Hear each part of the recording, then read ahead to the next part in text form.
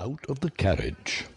A hush fell over the crowd as they caught sight of her face, a hush of silent tribute to the clear, sweet womanhood of that pure countenance. A young man on the edge of the crowd was on the verge of becoming a drunkard, burst into tears, and walked rapidly away to join the nearest church. It's so beautiful. I can't take it. I gotta go pray. I gotta find a church. It's just too much. She's too pretty. A prostitute who had been plying her nefarious trade on the avenue sank to her knees to pray for the strength to go back to her aged parents on the farm.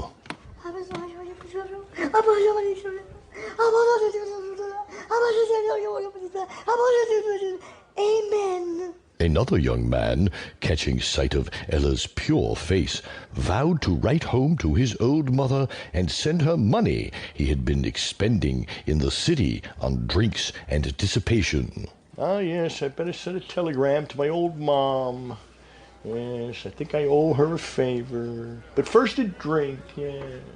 Godfrey Daniels, don't want to rush things. And well might these city people be affected by the glimpse of the sweet noble virtue which shone forth so radiantly in this Kansas girl's countenance.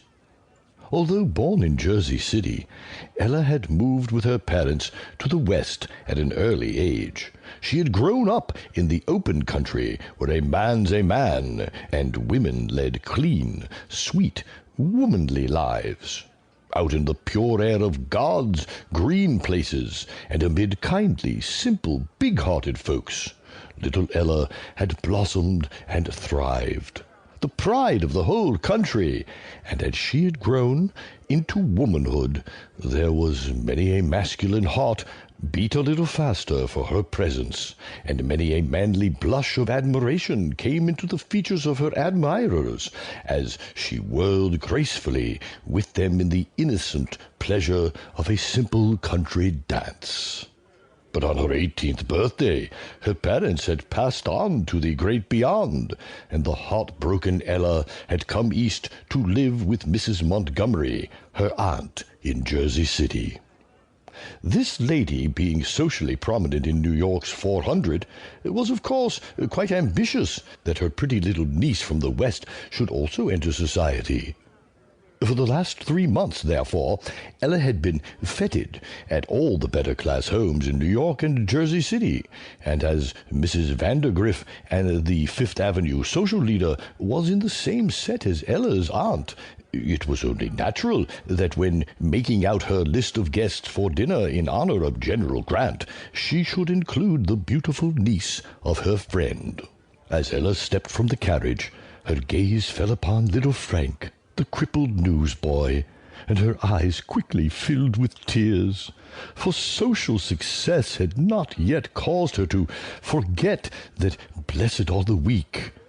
Taking out her purse, she gave Frank a silver dollar, and a warm look of sympathy as she passed into the house. Holly keepers, be a winning angel, whispered the little cripple, and many who heard him silently echoed that thought in their hearts. Nor were they far from wrong. But even an angel is not free from temptation, and by letting Ella into society, her aunt was exposing the girl to the whisperings of Satan, whisperings of things material rather than things spiritual. Many a girl just as pure as Ella had found her standards gradually lowered and her moral character slowly weakened by the contact with the so-called refined and cultured infidels one meets in fashionable society. Many a father and mother whose ambition had caused them to have their daughter go out into society had bitterly repented of that step as they watched the poor girl gradually succumbing to the temptations of the world. Let her who thinks it is smart to be in society consider that our brothels, with their red plush curtains, their hardwood floors, and their luxurious appointments, are filled largely with the worn-out belles and debutantes of fashionable society.